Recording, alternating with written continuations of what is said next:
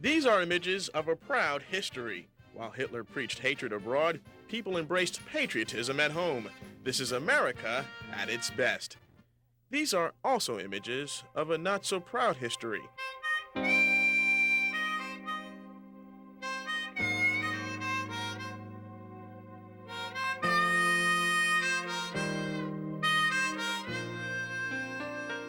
During the 1930s and 40s, blacks knew their place, or else they faced grave consequences.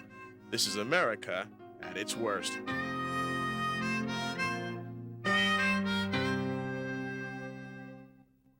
But despite all that, many African Americans were still patriotic, and they longed to fight for a country that saw them as second-class citizens. The military and the black community carried a certain social status. Some prestige. Some prestige.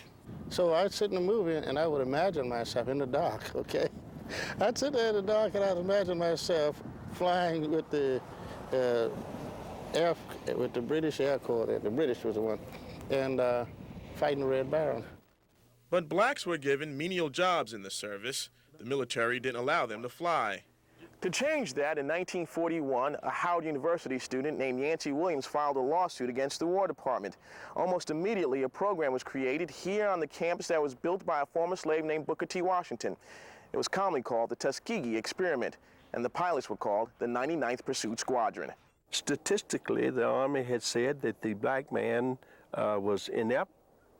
He did not have the agility, the ability, or the dexterity to operate something as complicated as an aircraft, and was based solely on the fact that he happened to be black. And I couldn't accept this damnation. Lieutenant Colonel Herbert Carter took part in the experiment. He accepted the challenge.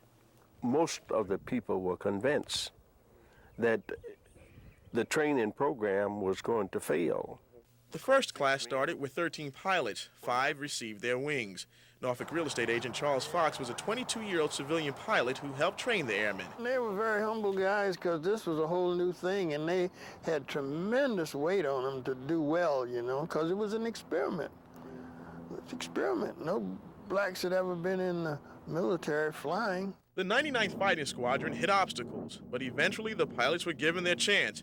Despite having substandard planes, on January 27, 1944, the pilots shot down 6 and damaged 4 superior German aircraft.